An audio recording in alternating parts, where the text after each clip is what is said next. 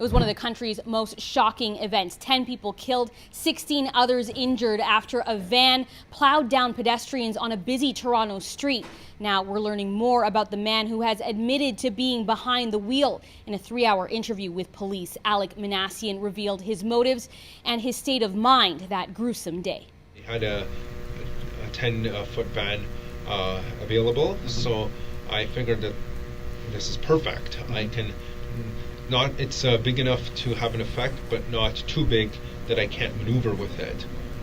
So van was the perfect medium size to use as my weapon.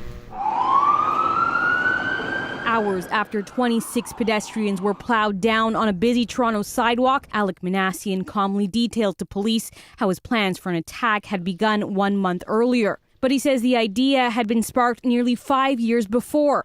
Minassian says he became radicalized after hearing about the murders committed by Elliot Rogers, a 22-year-old who killed 6 people at the University of California, then himself, in what he called a day of retribution against a society that had denied him sex. I felt kind of proud of him for his acts of bravery. I felt it was time to take action and not just sit on the sidelines and to just fester in my own sadness. Minassian claims he had formed an online friendship with Roger and the late Chris Harper Mercer, another mass killer, on 4chan, where the three chatted with other frustrated young men who identified as involuntary celibates or incels and discussed their plans for an uprising. Minassian says his intense resentment of women and the men they chose to date had been sparked by an incident at a college party. I walked in and attempted to socialize with some girls. However, they all laughed at me and held the arms of the big guys instead. I started thinking that it's unfair that certain guys will not get any love and affection from girls. Minassian describes himself as a hardcore gamer, saying he liked violent games that allowed him to let out his urges. He also admitted he joined the army because of his interest in guns and assault rifles, but didn't make it far enough into basic training to actually use one. The day of the attack begins like any other. Breakfast, video games, then a walk in his neighborhood, before Minassian says he finally gets behind the wheel of a rented rider van just before 1 p.m. I didn't choose Yonge and Finch in particular. I was driving down Yonge because I knew it would be a busy area, and then as soon as I saw there were pedestrians, I just decided to go for it. I floor the pedal, I speed the van towards them, and I allow the van to collide with them. 8 of the 10 people killed were women, the victims between 22 and 94 years old. 16 others were injured. Minassian admits the only reason the rampage ended was because he couldn't see out of the windshield after someone spilled their drink. I wanted to do more, but I've kind of been foiled by a lack of visibility. So then that's when I turned right and I pulled, and I saw the cops approaching, so I decided to pull over and get out of my van. Minassian tells police he had hoped to be killed by an officer, but his attempts to be shot ultimately failed. If the families of those people who were murdered and who were injured were in this room right now, what would you say to them? I honestly don't know what I would say.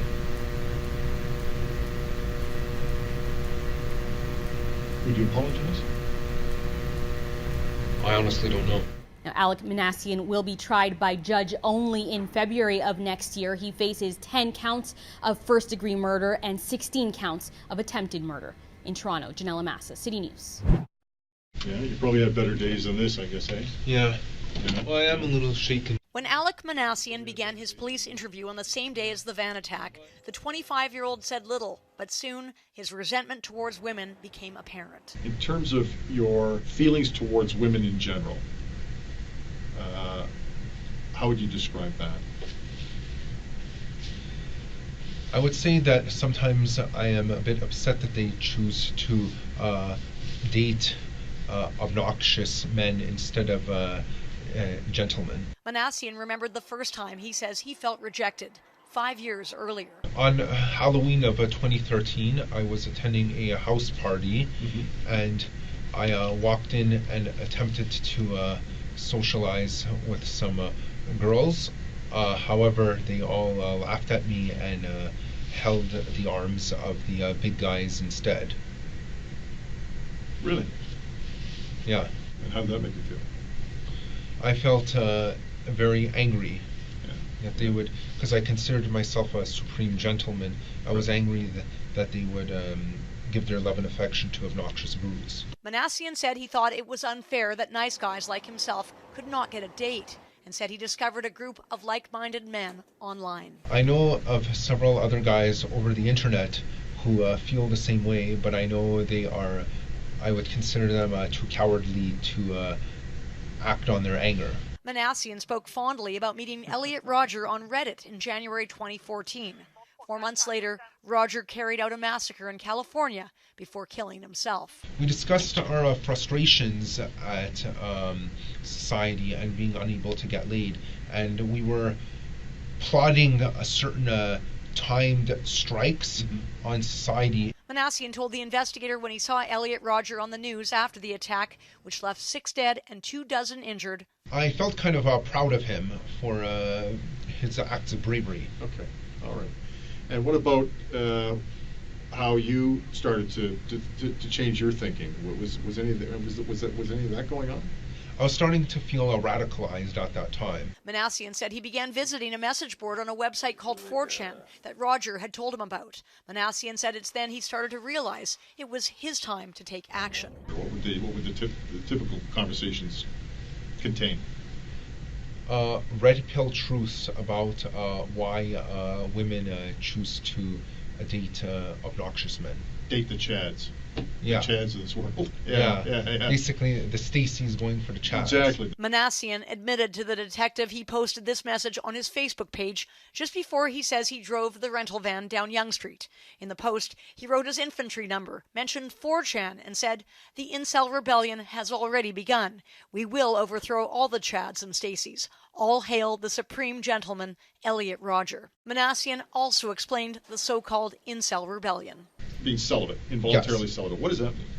That means, celibacy means someone who never has a sexual intercourse. Right. Involuntary celibacy means this wasn't your choice. I You see. essentially are have been thrown into true forced loneliness, and you're unable to lose your virginity. Catherine McDonald, Global News.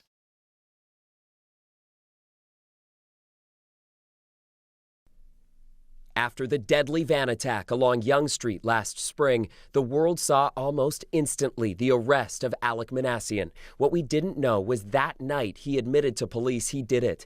It's part of a lengthy police interview that is currently under a publication ban. Today, Justice Malloy ruled to keep the ban, but only until next month. She wrote Mr. Minassian did confess to being the driver of the van, but this will not be a controversial issue at trial. It'll be about, she says, whether he had the requisite state of mind for the 10 counts of murder and 16 counts of attempted murder he's standing trial for. The defense lawyer was calling for the ban on Minassian's police statement until after the trial. Several people who knew Minassian personally, including at least one of his family members, are expected to testify about him. But the judge disagreed Minassian's statement would taint their testimony. She wrote, "I do not see anything so shocking or surprising that it would alter somebody's memory of their past experience with Mr. Minassian." Just before the attack, Minassian posted on Facebook, "The incel rebellion has begun." A direct reference to this man, Elliot Rodger, who killed 6 students in California in 2014, widely regarded as the head of the incel movement, or involuntary celibates, angry male virgins attacking women for refusing to sleep with them. Tonight, we can also tell you this man, Alex Pincala from London, Ontario, faces charges. In a video, Pincala allegedly uttered threats to cause death or bodily harm to unknown people. Pincala was charged 10 days after the massacre on Yonge Street. The allegations against him have not been proven in court. In the Minassian pub ban decision today, the Toronto judge connected Pincala to Minassian. She said Pincala was possibly inspired by the Toronto van attack. But even piecing together an alleged motive for Minassian has proved challenging. The judge says 3 encrypted electronic devices seized were unable to be cracked. Police have tried since his arrest, even hiring experts to help. And the Crown has concerns with giving Minassian access to his devices for his help to find out what's on them. He's charged with carrying out one of the most horrific acts of violence in Toronto's history. And next month, the public will have the opportunity to hear what Alek Minassian, the man accused in the Yonge St van attack, told police the day after 10 people were killed and 16 others were injured. It's a day that has left a tragic scar in the history of our city. April 23, 2018, the unthinkable became all too real. What could drive a man to allegedly kill so many innocent people? We may gain some insight and understanding next month.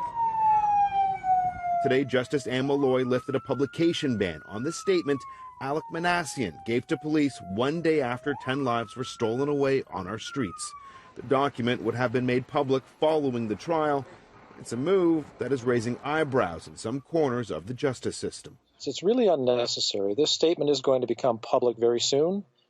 And of course, before the trial actually happens, the concern is that witnesses are going to be inflamed by reading it and that the public may be inflamed by reading it. I don't know what's in it, neither do you. But if it is controversial, it's not necessary to have it revealed before the trial happens, out of an abundance of caution. Since the mass murder suspect has elected to have a judge-only trial, jury bias is not an issue.